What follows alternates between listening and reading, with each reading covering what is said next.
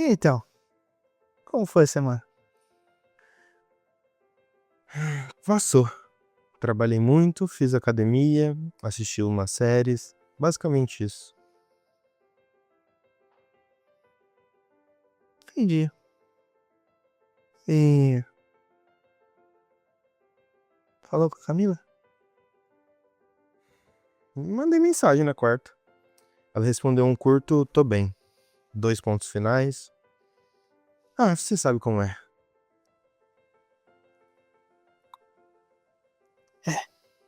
Sei. Como é que você ficou com isso? Irritado. Mas tudo bem, eu sei que é o processo dela também.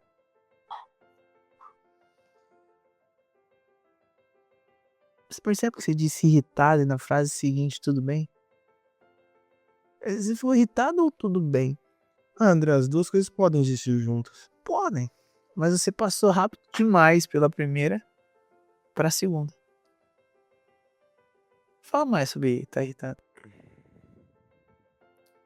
Eu vim aqui semana passada, semana retrasada, essa semana. Estou fazendo tudo o que ela pediu. E a resposta é 2 pontos finais. Parece que não importa o que eu faço. Ah. Então você tá me dizendo que você tá vindo aqui pra ela te aceitar de volta. Tô vindo porque ela me pediu. Isso é a mesma coisa que eu perguntei. Não é. Eu também quero entender o que aconteceu.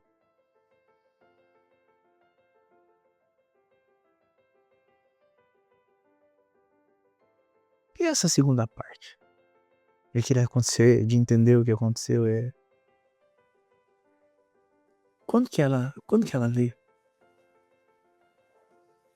Na segunda sessão, talvez.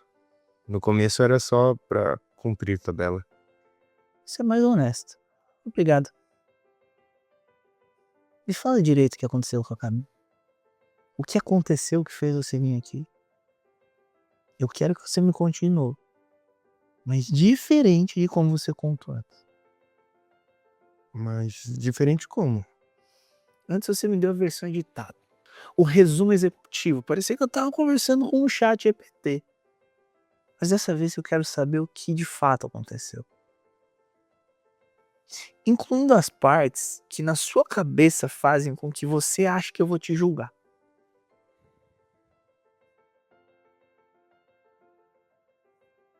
A gente tinha brigado antes de sair. Sobre uma coisa idiota.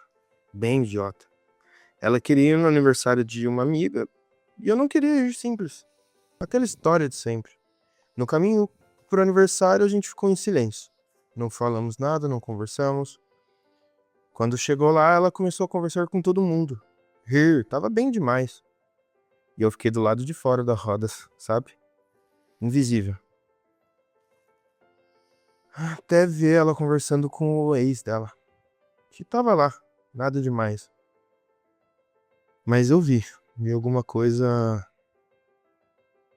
Continua. Eu fui até ela, peguei no braço, disse que a gente ia embora. Na frente de todo mundo.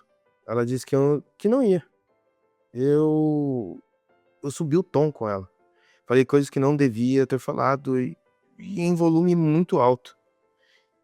E coisas que eu não deveria ter Que coisa usado. você falou? Falei que ela era. Falei que ela me humilhava. Que ficava me ignorando pra ficar na frente dos outros. Chamei ela de falsa. Gritei isso, pra falar a verdade. Na frente dos amigos dela. Na frente de todo mundo. Depois. Ela foi embora, não saiu comigo, chamou uma amiga, não atendeu meu telefone aquela noite, nem no dia seguinte. Quando a gente conversou, ela disse que aquilo tinha sido a última vez. Que ou eu buscava ajuda ou a gente tinha acabado. Você sabe que você machucou ela. Eu sei. Eu sei. Mas você percebeu isso lá na hora? Lá na festa? Na hora eu tava com tanta raiva que eu nem percebi nada, velho. A percepção veio depois. Quando eu tava sozinho no Uber de volta e o telefone estava sem resposta alguma. Eu quero entender o que aconteceu com você lá dentro de você, antes de você pegar no braço dela. Me leva até lá. André, eu já cheguei mal na festa, sabe? A briga no carro tinha deixado um clima horrível. E aí ela saiu do carro e foi logo pra dentro, sorrindo, cumprimentando todo mundo, como se nada tivesse acontecido. Isso te incomodou. Pra caramba! Parecia que a briga não tinha existido pra ela. E o que você sentiu quando viu isso? Raiva. Antes da raiva. Não sei. Foi foi o que eu senti. Ó.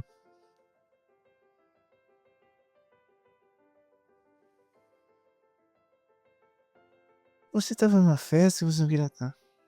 Depois de uma briga que não se resolveu. Se sentindo como? Sozinho. Mas foi ela que criou isso. Ela foi logo se enturmar e me deixou lá.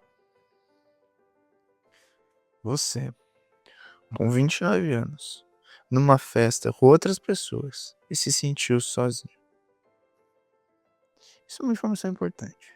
Fica um segundo nela. Parece fraqueza falar isso assim. Parece. Mas é verdade. É. Então, quando você viu ela conversando com esse, o que esse sentimento de solidão fez? Virou outra coisa. Ficou mais afiado, quente. Ciúme. Não sei se era ciúmes. Era mais como confirmação. Preocupação do quê? Que eu não era o suficiente pra ela. Isso é raiva ou é medo? Os dois? Os dois. Qual dos dois aí primeiro? Medo.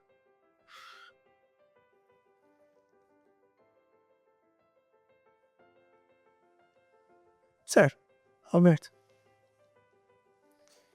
A raiva que explodiu naquela festa não foi sobre o ex dela. Foi sobre o medo de perder ela. De não ser o suficiente. De estar sozinho naquele espaço enquanto ela estava bem sem você por um segundo. E esse medo era insuportável pra você. Não porque você é fraco, mas porque você nunca aprendeu a ficar com ele.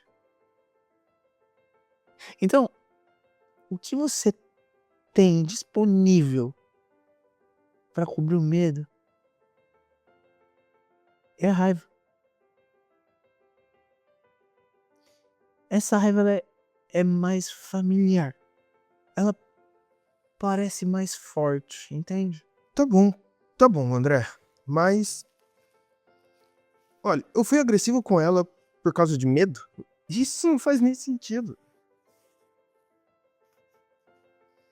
Faz todo sentido. Um animal encurralado não fica quieto. Ele ataca. Você se sentiu encurralado emocionalmente. Invisível, sozinho, com medo de ser trocado. E o ataque foi a única linguagem que você tinha disponível. Mas, André, eu não sou um animal. Não é insulto. É neurologia. Quando o sistema límbico é ativado com intensidade suficiente, o acesso ao raciocínio cai drasticamente. Você não decidiu gritar com ela. Você entrou em um modo de sobrevivência emocional e o que saiu foi o que estava disponível dentro. O problema é o que estava disponível. E porque só isso estava. Mas seguindo essa lógica, você tá me dando uma saída fácil. Foi o cérebro, não fui eu. Eu tô te explicando o mecanismo para que você possa interferir nele. Entender não é absorver. Você fez algo que machucou uma pessoa que você ama em público. Isso é sério, independente do motivo. Mas se você não entende de onde isso vem, tem como mudar. Você fica só se odiando, e se odiar não muda nada. Eu me odeio bastante desde aquela noite. Sei. E você usa isso. Você usa isso como? como uma punição, ao invés de usar isso como um combustível para mudança. São duas coisas muito diferentes, Alberto. Você me falou uma vez que o seu pai tinha um gênio difícil. Eu quero voltar nisso hoje. Mas o que isso tem a ver? Tudo. Mas me fala sobre o seu pai. Me fala sobre ele primeiro. Meu pai é uma boa pessoa. Trabalha, sempre foi presente, nunca faltou nada em casa. Mas quando ele se irritava, era feio. Murro na mesa, voz que subia sem aviso. Aquele tipo de briga que você não sabe como começou. E nem sabe como termina. Com todo mundo engolindo a raiva e fingindo que nada aconteceu no dia seguinte. Como era pra você quando ele ficava assim? Eu travava, ficava quieto, tentava não aparecer. Minha mãe sempre dizia, deixa o seu pai, e a gente ficava na ponta do pé, até passar essa raiva. E depois que passar? Voltava tudo normal. Meu pai ia lá, fazia uma piada, comprava alguma coisa e pronto. Nunca se falava sobre o que tinha acontecido. O que você aprendeu sobre a raiva nesse ambiente? Que ela passa. Que depois de um tempo, todo mundo segue em frente. Você aprendeu que a raiva é um evento. Parece, explode, passa e a vida segue. Sem nomeação, sem conversa, sem reparação. Só o gesto de compensação depois. Deixa eu adivinhar, você comprou alguma coisa pra Camila depois da festa? Mandei flores no dia seguinte. Exato. Você reproduziu o padrão do seu pai sem perceber. A explosão, o silêncio, o gesto de compensação, sem nenhuma conversa real sobre o que aconteceu, sobre o que você sentiu, sobre o que ela sentiu. Mas ela não queria conversar. Nem atendia o telefone. Com razão. Ela tinha acabado de ser humilhada publicamente. Mas minha pergunta não era sobre a Camila, era sobre você. Quando foi a última vez que você teve uma conversa sobre um conflito, sem que isso virasse briga ou um silêncio? Eu não sei se eu sei fazer isso. Você nunca viu isso acontecer, você nunca fez isso, você nunca foi ensinado a fazer isso. Na sua casa, conflito virava grito ou silêncio. A conversa, a que fica mais feia, não explode. Que dói, mas não machuca. Essa você não tem modelo. Então quando a Camila pedia pra conversar sobre alguma coisa, o que ia acontecer? Eu ficava na defensiva. Eu achava que ela tava sempre me atacando. Porque no seu mapa emocional, conversa sobre conflito precede uma explosão. Então você entrava em alerta antes mesmo de ouvir o que ela tinha pra falar. Ela falava que eu nunca ouvia. Que ela se sentia falando com uma parede. E você ouvia isso como? Crítica. Que eu era insuficiente. Que é exatamente o que você mais tem, né? Então ela pedia conexão e você oferecia a rejeição. E a resposta à rejeição era se fechar ou explodir. Ela nunca chegava até você. Você construiu um muro. Chamou isso de personalidade. Ela já disse isso pra mim uma vez. Quase com essas palavras. E o que você respondeu? Eu fui embora. De novo? Você fugiu. Eu fui tomar um ar. Precisava esvaziar a cabeça. Você saiu de um lugar desconfortável para um lugar mais confortável. Isso é fumo. Entendeu? Não é uma crítica moral. É uma estratégia de regulação. O problema é que você foi embora antes de acabar a conversa. E ela ficou lá, sozinha, com o que tinha dito, sem resolução. Isso se acumula, Alberto. Toda vez que você vai embora, ela fica com a mensagem de que não vale a pena a dificuldade. E mesmo que você vá embora, você aprende que isso aí funciona. Até a hora que não funciona mais. Foi o que aconteceu na festa. Na festa, você não pôde ir embora fisicamente. Ela tinha o contexto social, os amigos, o espaço. Você estava preso. E um homem que sempre precisou de uma saída quando ficava sem saída, explodia. Foi o que aconteceu com você. Eu quero te perguntar sobre uma coisa que você mencionou e passou rápido. Você disse que quando briga com a Camila, às vezes você some por horas. Vai pra academia, fica no videogame, para de responder mensagem. É pra não piorar. Se eu ficar, a briga sempre fica em um loop infinito. Quanto tempo dura esse sumiço? Depende. Às vezes horas. Já ficou mais de um dia. E o que a Camila faz enquanto você some? Fica esperando, às vezes manda mensagem. E aí eu não respondo. Você acha que esse silêncio ele é neutro? É melhor do que eu falar alguma coisa errada, no calor do momento. Pode ser. Mas quando você some por horas sem dar nenhum sinal de vida para alguém que está esperando uma resposta de um conflito não resolvido, o que você está fazendo com essa pessoa? Você está controlando ela. A sua ausência é controle. Quando você some, ela provavelmente fica numa angústia que não tem onde pousar. Não sabe se você tá bem, se tá bravo, se vai voltar, se tá vivo, se o relacionamento acabou. Você regula a sua própria ansiedade saindo. E você cria ansiedade, né? Isso não é proteção. Isso é uma forma de punição que você nem reconhece como tal. Eu nunca pensei assim. Eu juro que não. Sei.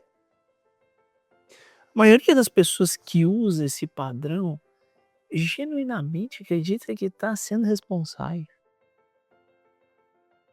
Eu vou me afastar para não machucar. Mas a ausência machuca, entende? Mas. Então o que eu faço? Fico lá até explodir? Existe um caminho, um terceiro caminho entre explodir e desaparecer. Você pode dizer, eu preciso de 30 minutos para me acalmar, mas eu volto. Essa frase muda tudo. Porque ela sabe que não foi abandonada, você tem espaço para se regular e quando volta a conversa pode acontecer. Simples. E ao mesmo tempo é a coisa mais difícil que existe para quem nunca viu ninguém fazer isso. Parece simples quando você fala. Mas é simples. É simples de entender. Mas eu entendo que muitas vezes é difícil demais de executar. Quando o coração está acelerado e quando o corpo inteiro quer ir embora e explodir. É por isso que a gente está aqui, não é para entender, mas para praticar até virar outra coisa. E se for tarde demais? Com a Camila. Pode ser que seja. Mas essa não é a pergunta certa agora. Qual seria? Se você continuar sendo quem você é hoje, o que vai acontecer na próxima relação? E na que vem depois? Você tem 29 anos. Você vai amar outras pessoas. Mas o padrão vai junto. Se você não mudar o padrão. Eu não quero ser assim, André. Eu sei. E não querer é o começo. Mas não é o suficiente. Eu não quero ter dor de cabeça, mas vontade não impede de enxaqueca. Você precisa de ferramentas, não de intenção. Posso te fazer uma pergunta que está um pouco fora do nosso roteiro hoje? Pode. Você tem amigos com quem você conversa de verdade? Não sobre o trabalho. Não sobre futebol, sobre série. Amigos que você conversa sobre como você tá. Eu tenho amigos. Eu não perguntei se você tem amigos. Não, não do jeito que você tá descrevendo.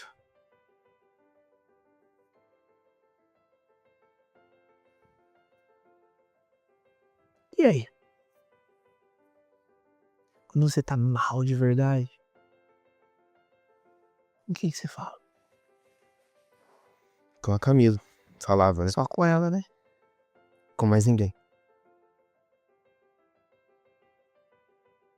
Talvez isso doa um pouco, mas é importante pra você.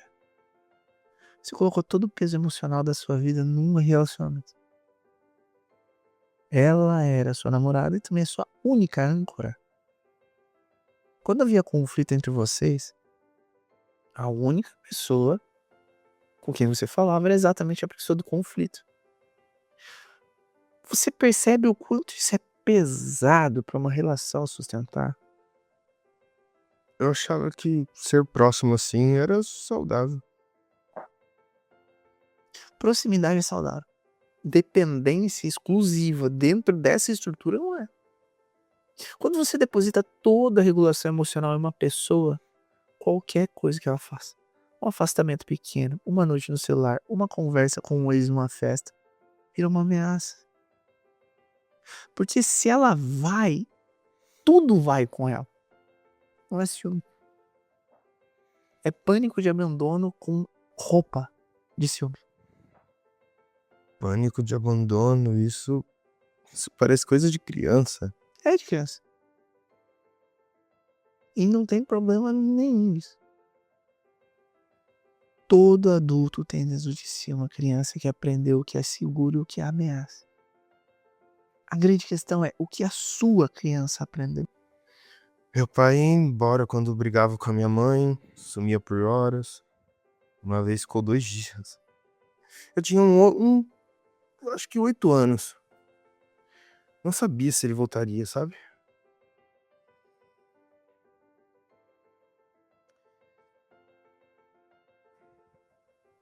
Como que você ficou nesses 2 dias?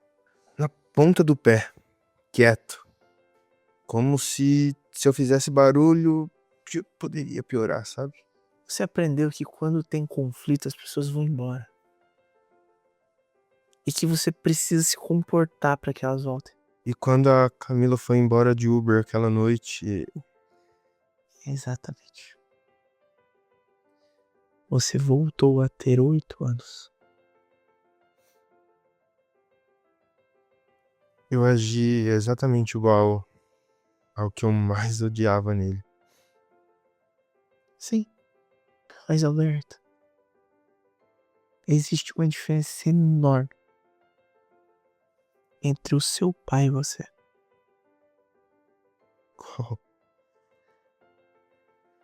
Ele nunca sentou numa cadeira igual essa. Você tá aqui com 29 anos. Isso não desfaz o que aconteceu na festa. Mas abre uma janela que ele nunca abriu antes. E janelas abertas muitas vezes mudam a direção de uma vida inteira. André, eu não quero ser o homem que as pessoas têm medo de contrariar. Então a gente vai trabalhar pra você não ser. Eu quero te deixar com uma coisa pra essa semana. Não é uma tarefa grande. Vou te falar. Tarefa pequena. Você vai ter um momento essa semana. Pode ser no trabalho, no trânsito. Pode ser jogando. Pode ser com alguém. Em que você vai sentir aquele calor que precede a raiva. Você me descreveu bem esse sinal. Eu quero que dessa vez, antes de qualquer ação, você no meio que tá embaixo. Só você mesmo, mentalmente. Caraca, veio o calor e eu percebi que eu tô com medo, que é o que tá lá no fundo. Uma frase. Não precisa nem falar pra ninguém. Você só precisa ouvir o que você tá sentindo e reproduzir isso. E se eu não conseguir na hora? Faz depois. Quando acalmar, você volta um momento e pergunta: o que tá por baixo dessa emoção, dessa raiva que eu tô sentindo? A raiva te diz o que você fez. Mas a emoção debaixo dela diz quem você é e o que você precisa. Você nunca prestou atenção nessa segunda camada. Eu quero que você comece essa semana identificando essas emoções. Tá bom. Mas e a Camila? O que eu vou fazer com a Camila? Nada ainda. Nada? Você não tá pronto pra ter essa conversa com ela. E ela merece uma boa conversa. Não é porque você é incapaz, mas porque ainda você tá no meio do processo. Se você for agora, vai levar o mesmo Roberto de sempre. Com mais vocabulário de terapia. Isso não é mudança, isso é marketing. Primeiro você muda. Depois você conversa. E se ela não esperar? Pode ser que ela não espere e ela tem o direito de não esperar. Se ela não esperar, você vai continuar se tornando alguém diferente mesmo assim. Porque você não tá fazendo isso só pela Camila. Você tá fazendo isso porque você tem 29 anos e uma vida inteira pela frente. E o jeito que você aprendeu a lidar com a dor vai te custar muito mais do que um relacionamento se você não mudar isso. Combinado. Te vejo semana que vem. Combinado. Até a semana que vem. André, eu vou te fazer uma pergunta e não precisa responder de jeito bonito ou de jeito honesto, tá? Ah, Você acha que eu consigo mudar? Mudar de verdade. claro que eu acho. Eu acho que você pode. Eu não sei se você vai. Depende de quantas vezes você vai escolher isso quando for difícil. E vai ser difícil quase sempre no começo. Mas hoje, quando você fez a parte que muita gente não faz, algo aconteceu dentro de você. Quando você chegou aqui e tomou a decisão de continuar o seu processo, então, existe uma estrada, uma jornada. Mas, Ana, a gente se vê semana que vem.